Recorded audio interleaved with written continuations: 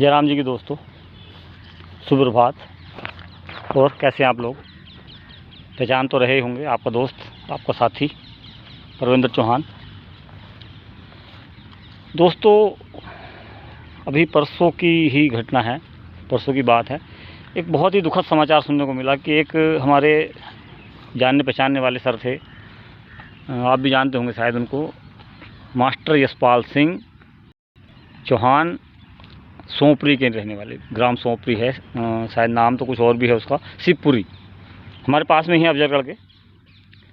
यहाँ कासमपुर गढ़ी के inter college में काफ़ी समय से पढ़ा भी रहे थे, वो टीचर थे मतलब।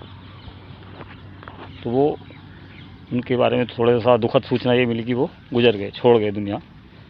और शायद उनकी उम्र अभी 50 साल शायद हो, 50 साल के आसपास ही मान के चलें, इससे ज़्यादा नहीं थी। ज़्यादा बड़े बच्चे भी नहीं हैं, छोटे छोटे बच्चे हैं। छोटा एक ही बच्चा है शायद, ऐसा भी, मतलब पूरी जानकारी तो मुझे उनके बारे में नहीं है, लेकिन इतनी जानकारी है कि दूर के से कहीं रिश्तेदार भी थे और बहुत समय से यहाँ पढ़ा रहे थे कासमपुर गढ़ी में।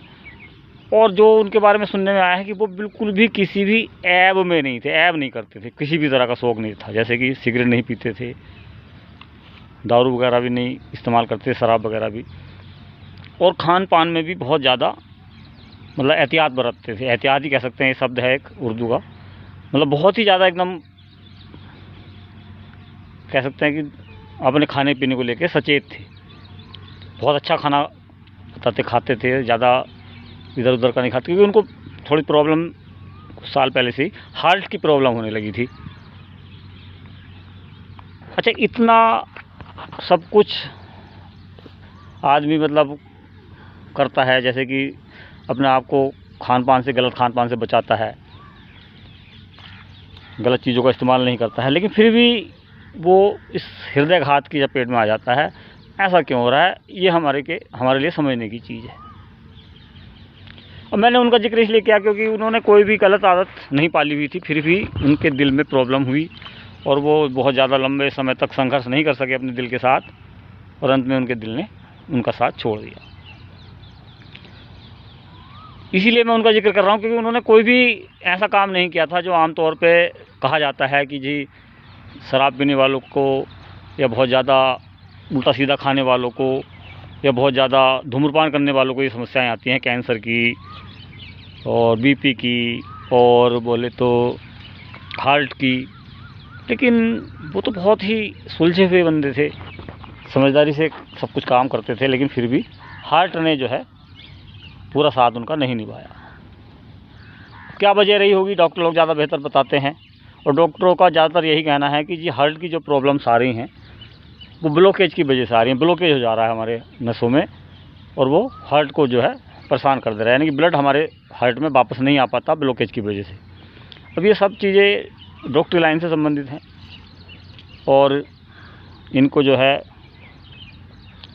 वो लोग बेहतर समझ सकते हैं जो डॉक्टरों से मिलते रहते हैं, जो इन चीज़ों से परेशान हैं और डॉक्टरों की सलाह अक्सर लेते रहते हैं। तो दोस्तों, ब्लॉकेज क्यों आ रहा है, कैसे आ रहा है, इस चीज़ को भी तो समझना ज़रूरी है। ब्लॉकेज की वजह क्या है? ब्लॉकेज होने के जो शुरुआती कारण हैं, वो सबसे पहला कारण है हमारे घर का तेल, सरसों का, हमारे घर का घी, देसी भी और वनस्पति भी। और जो हम ये बाज़ार के रिफाइंड खाना शुरू कर देते हैं कुछ लोगों की सलाह से, ये भी एक बहुत बड़ी वजह है। तो ये सारी चीज़ें जो है मिलकर हमारे शरीर में कोलेस्ट्रॉल पैदा करती हैं। कोलेस्ट्रॉल तो समझते हैं ना? और कोलेस्ट्रॉल एक ऐसी चीज़ है जो धीरे धीरे हमारी नसों में जमना शुरू हो जाता है, तो वो बाद में हमारे दिल के लिए या हमारे ब्लड प्रेशर के लिए घातक हो जाता है। ब्लड प्रेशर भी बढ़ जाता है अक्सर, या फिर हार्ट की प्रॉब्लम खड़ी हो जाती है, और कभी कभी हार्ट काम करना भी बंद कर देता है और दुनिया से हमें फिर अलविदा होना पड़ता है।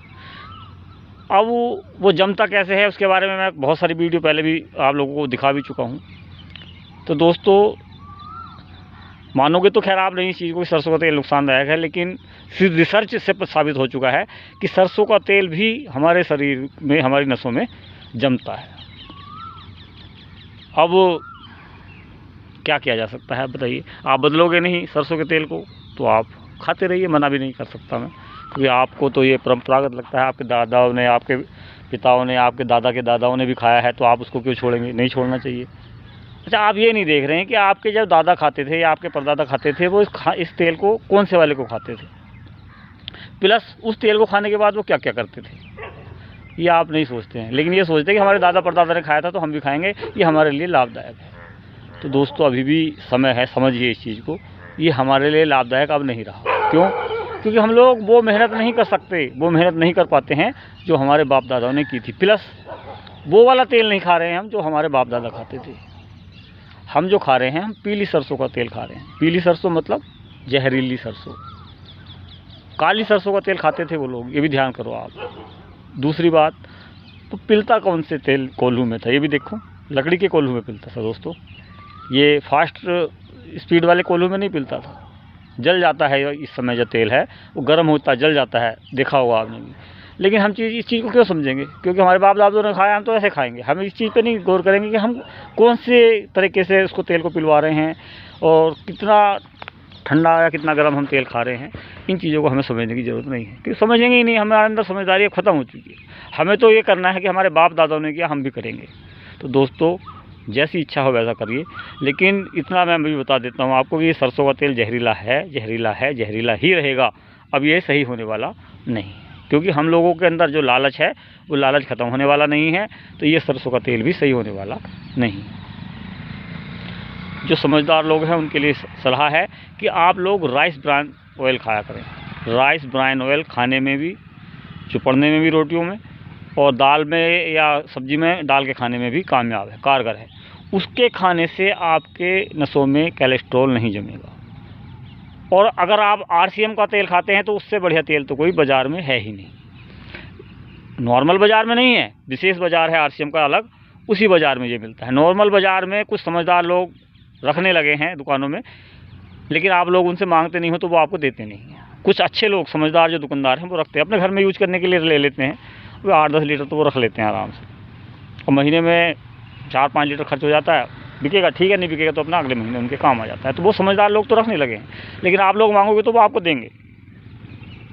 लेकिन जो बहुत ज़्यादा समझदार हैं वो लोग तो आरसीएम से जुड़ के उस तेल को खा रहे हैं, ख़रीद रहे हैं और अपने दिल को बचा रहे हैं, अपनी जान को बचा रहे हैं, बहुत सारी समस्याओं से दूर रह रहे हैं। आसानी के साथ उपलब्ध है, ऐसा नहीं है कि बहुत मेहनत से मिलता है। अब जिसको ज़रूरत है वो मुझे मैसेज कर सकता है। राइस ब्रान तेल से बढ़िया तेल वाकई में खाने में कोई नहीं है। इस बात को डॉक्टर APJ अब्दुल कलाम ने भी प्रमाणित किया है, और जो हमारे डॉक्टर के तलवार जी हैं, चंडीगढ़ PGI के मतलब हार्ट विशेषज्ञ, दिल के विशेषज्ञ, उन्होंने भी इस चीज़ को प्रमाणित किया है, लिखा है इस चीज़ को अपनी नोट्स में, अपने बुक्स में। और बहुत सारे लोगों के द्वारा अवार्ड मिला है इस तेल को। जिन लोगों ने इसको इस्तेमाल किया है वो लोग इसके दीवाने हो गए हैं। और जापान जैसे देश में तो इसको दिल का तेल के नाम से जानते हैं। हेल्थ गार्ड नाम है इसका। और पता है हेल्थ गार्ड नाम किसने दिया था? हमारे डॉक्टर साहब ने, डॉक्टर अब्दुल कलाम आज़ाद जी ने, जो हमारे देश के राष्ट्रपति रह चुके हैं, APJ अब्दुल कलाम। तो दोस्तों, अगर खाना है तो खाइए, नहीं खाना है तो आपके साथ कोई ज़बरदस्ती नहीं है। समझदार लोग तो खाएंगे, बाकी आपकी इच्छा है आप खाएं या ना खाएं। जय RCM, सुपर हेल्थ गार्ड, जय हेल्थ गार्ड। हेल्थ गार्ड है तो जीवन है।